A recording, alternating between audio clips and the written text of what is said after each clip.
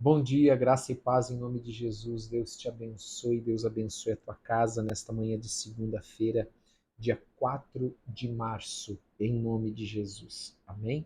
Que Deus te abençoe muito, é muito bom estar com você aqui. Este é o dia que o Senhor fez, nele nós nos alegraremos. Glória a Deus por isso.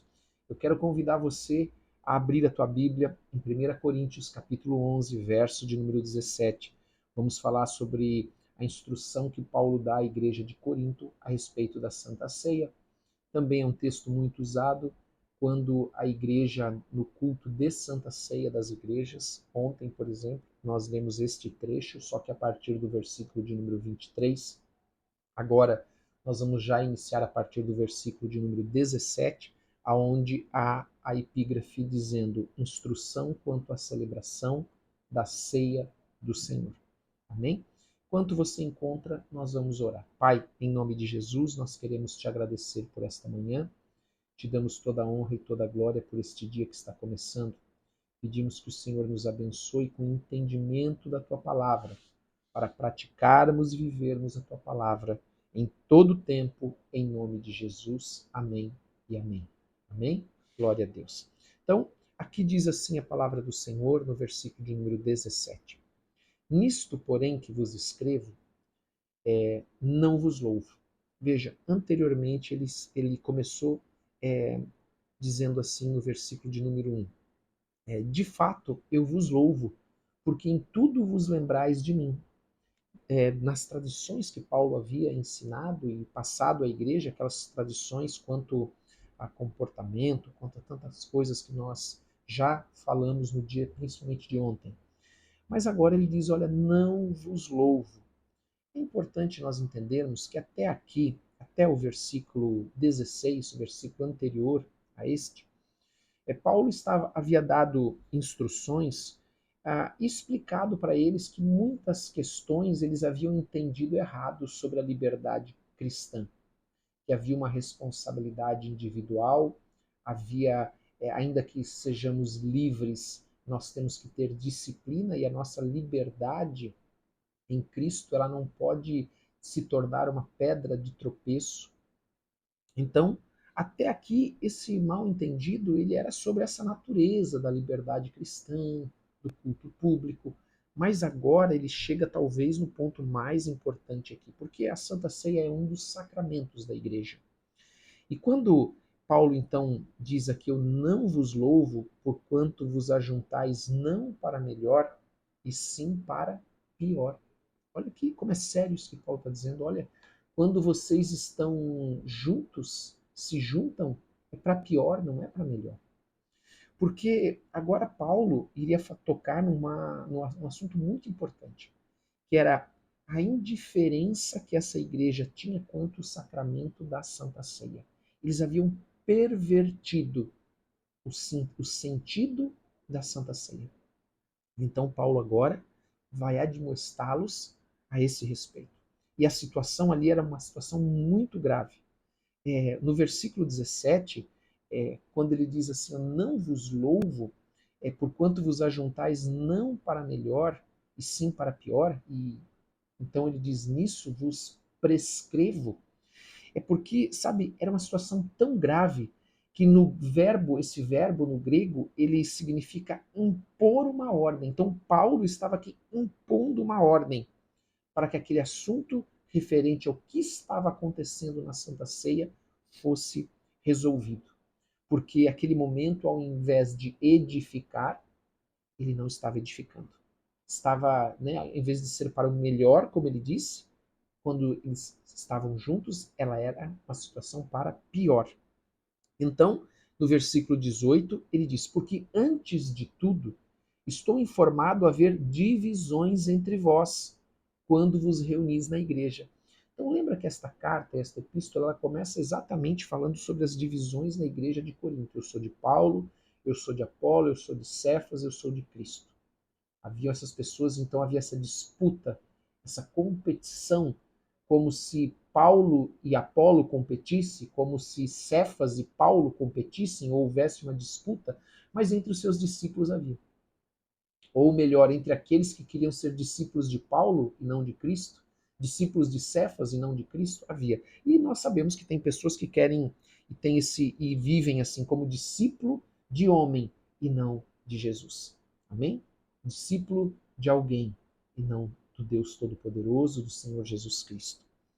Então ele diz aqui: nisto estou informado haver divisões entre vós. Então, aquilo que era uma verdade, que ele citou lá no início, dessas divisões, desses grupos, ela estava refletindo neste sacramento da Santa Ceia. E ele diz: e eu em parte creio. Então, o que eu ouvi, eu creio, porque é um reflexo do que já me foi informado que está acontecendo aí na igreja. Amados, a divisão, ela sempre vai corroer, ela é como aquelas raízes que vão penetrando e vão separando, vão dividindo, vão criando intrigas, vão criando competições, divisões. E a igreja do Senhor é um corpo. Por isso que Paulo falou, e nós vimos lá atrás, que é um corpo e que cada parte deste corpo é importante. Cada parte deste corpo, se ele faltar, fará falta. Amém? Então ele continua. Versículo, isso que eu falei, né, sobre as divisões, está lá em 1 Coríntios capítulo 1, verso de número 10. É lá que Paulo já começa a falar sobre esse espírito. Lembre-se, por trás de toda divisão, isso também é importante, eu não quero pular isso. Por trás de toda competição, de toda divisão, há um espírito de divisão. Há um mover espiritual das trevas que quer que divida, porque o próprio Senhor Jesus ensinou que uma casa dividida ela não subsistirá. Amém? Então nós não podemos ser agentes de divisão jamais. Jamais. Versículo de número 19. Porque até mesmo importa que haja partidos entre vós, para que também os aprovados se tornem conhecidos em vosso meio. Então ele está dizendo, olha, é importante que tenham pessoas que falem algo e outras que falem outra, que hajam essas dissensões até, ou melhor, desculpe, não são dissensões, que hajam essas discussões para que os aprovados sejam, vamos dizer assim, sejam vistos e aqueles que insistem no erro sejam separados. É disso que Paulo está dizendo. Que há homens que querem insistir no erro. Tem homens que querem continuar plantando a divisão, plantando o orgulho, falando em facções, e aí sim, né, em dissensões na igreja. Amém? E isso a palavra de Deus condena. Amém? Não pode haver divisão no corpo de Cristo. Quando o versículo 20, então, ele diz: quando, pois, vos reunis no mesmo lugar, não é a ceia do Senhor que comeis. Versículo de número 21. Porque ao comerdes, cada um toma antecipadamente a sua própria ceia, e há quem tenha fome, ao passo que há também quem se embriague. Deixa eu falar algo para você aqui. Na igreja de Corintos, a ceia do Senhor era uma verdadeira refeição. Eles faziam de fato, uma refeição. Isso também era uma prática entre os pagãos, não era algo só dos cristãos. Os pagãos também se reuniam, eles faziam uma divisão de alimentos, onde o alimento era comum para todos, se chamava erânio. Já na igreja primitiva, a igreja também, por vezes, fazia em certas ocasiões, faziam esse que eles chamavam banquete ágape. Traduzindo, é um banquete de amor, onde toda a igreja se reúne e participam de uma refeição coletiva, onde tudo é comum para todos. Então, entre os coríntios, essa refeição que representava a Santa Ceia para eles, que eles faziam assim a Santa Ceia, não representava o amor cristão. Porque diz ali que haviam essas divisões. Nós lemos aqui o quadro que Paulo fala aqui, é um quadro que, neste momento de Santa Ceia, onde nós declaramos a nossa aliança com o Senhor, que somos um só corpo, lembramos da sua morte e ressurreição até que ele venha, Paulo pinta aqui um quadro de briga e de gula. E tinham aqueles que nada tinham, ou que tinham muito pouco e saíam de lá com fome, enquanto cada um comia a sua própria ceia. E esse não era o propósito da Santa Ceia. Então diz aqui a palavra que no versículo 21, e há quem tenha fome, ao passo que há também quem se embriague. Amados, sabe qual é o significado da palavra embriagar-se? Um significado e que muitos não percebem isso, é tudo aquilo que te deixa intoxicado. Embriagar-se é ficar, no grego, uma das raízes desta palavra vem de uma palavra que significa ficar intoxicado. Tudo o que nos intoxica é aquilo que nos embriaga. Amém? É isso, é nesse sentido. Claro que quando ele fala de vos não vos embriagueis, veja que a palavra de Deus, ela também, ela nesse ponto, ela é muito, a palavra de Deus é extraordinária. Ela diz: "Não vos embriagueis com vinho", ou seja, não vos intoxiqueis com vinho, não fique intoxicado com o vinho, mas enchei-vos do Espírito Santo, porque o Espírito Santo não intoxica ninguém. Amém? Então, embriagar-se é um sinônimo para tudo que intoxica, entendeu? Tudo aquilo que vai nos intoxicar, seja o que for. Amém? Pode ser o álcool, pode ser a nicotina, pode ser tantas coisas. Então, embriagar-se é isso. Então, e aqui tem um sentido, esse de embriagar-se, aqui, claro que ele tem um sentido de aqueles que aqui vão comer e beber até ficar satisfeito, enquanto os outros ficam com fome. É disso que Paulo está falando aqui. Versículo de número 22. Vamos seguir aqui, amém? Não tendes porventura casas onde comer e beber? Ou menosprezais a igreja de Deus e envergonhais os que nada têm? Ou seja, a pessoa levava aquela ceia farta para ele, para sua casa, enquanto aqueles que nada tinham passavam fome. Ele então está dizendo: não faça isso. Você não tem casa onde comer e beber? Que vos direi? Louvar-vos-ei nisto? Certamente não vos louvo. Paulo então está falando do egoísmo, da ganância que eles tinham. Veja, tudo isso ele tem origem em algo: o espírito de divisão, o espírito de competição. Cuidado, não dê lugar para este espírito. Este espírito ele é muito sutil. Às vezes uma palavra, um ato pode deixar que este espírito de divisão, de competição, que vai gerar a divisão, como havia lá aqueles que se diziam discípulos de Paulo, de Apolo, de Cefas, ele entra. Amém? Então isso aqui é um parêntese para esse texto, mas em determinados momentos vamos falar sobre algumas questões espirituais, mas vai chegar o momento apropriado nas próprias epístolas de Paulo, de Pedro, de João. Amém? Versículo 23. Porque eu recebi do Senhor, aqui então ele começa a falar sobre o texto que nós conhecemos da Santa Ceia, onde ele então, a partir do Senhor Jesus, a a nova aliança. Porque eu recebi do Senhor o que também vos entreguei, que o Senhor Jesus, na noite em que foi traído, tomou do pão e, tendo dado graças, o partiu e disse: Isto é o meu corpo que é dado por vós. Fazei isto em memória de mim. Por semelhante modo, depois de haver ceado, tomou também o cálice, e dizendo: Este cálice é a nova aliança do meu sangue. Fazei isto todas as vezes que beberdes em memória de mim. Então, o que o Senhor está ensinando aqui? Que este pacto da graça, que ele é inaugurado com Jesus Cristo, onde nós saímos do pacto da lei para o pacto da graça, para a nova aliança por meio do sangue de Jesus. Então a Santa Ceia é um memorial, por isso nós temos que ter essa reverência na Santa Ceia. É um momento de alegria, mas de reverência, porque ele é um memorial, uma lembrança, amém? Em nome de Jesus. Ela é uma lembrança daquilo que Jesus fez, da morte, da sua ressurreição, e também, claro, até que ele venha. Ele não, veja, importante também isso aqui, algumas pessoas pensam que a Santa Ceia salva alguém. Não, Santa Ceia não salva ninguém. Ah, porque eu participo da Santa Ceia, eu sou salvo. Não, não encontramos em nenhum lugar da Bíblia alguma referência nesse sentido.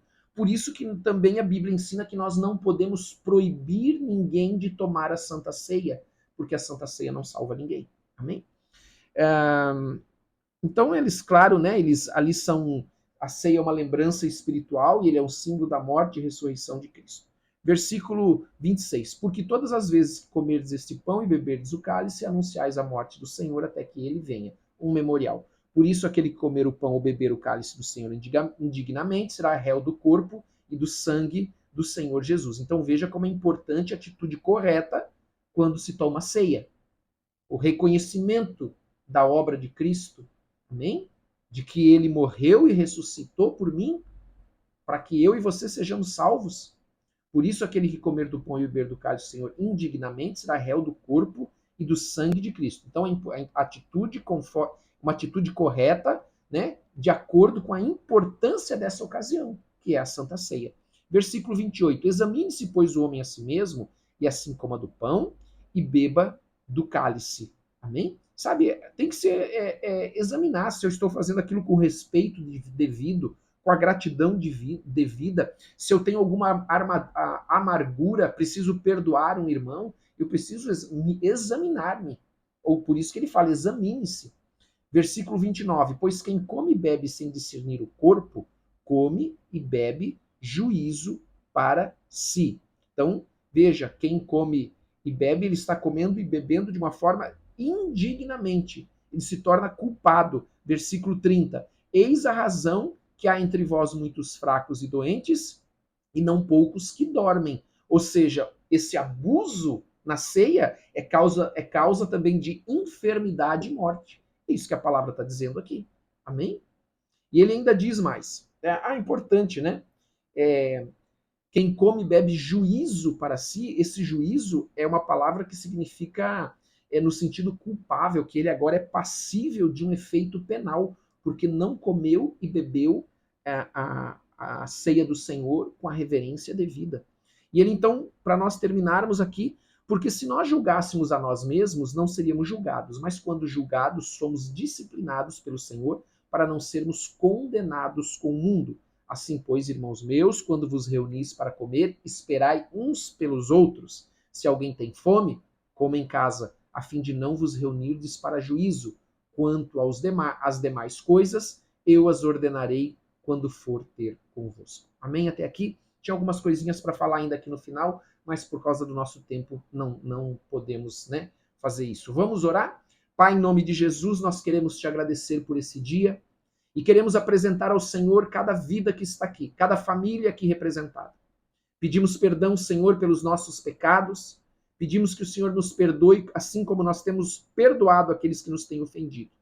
Nós pedimos, ó Pai, a tua bênção sobre teus filhos que estão aqui, apresentamos eles no teu altar e pedimos que o Senhor cubra a vida de todos com o sangue precioso de Jesus.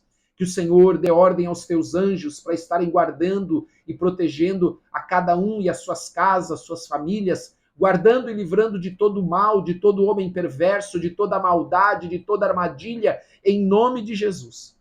E abençoando toda a obra das mãos do teu povo. Meu Deus, eu oro para que o Senhor derrame sobre cada um que está aqui, sobre a sua família, paz, saúde, paz, saúde para o corpo e saúde para a alma, proteção, em nome de Jesus, amor, amor do teu Espírito, Senhor.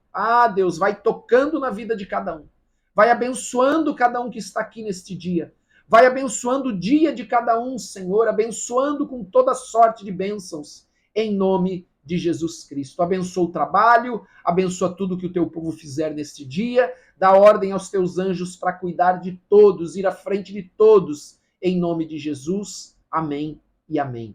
Amém? Deus te abençoe, tenha um ótimo dia, não esqueça de dar like, de compartilhar e de colocar nos comentários o teu pedido de oração.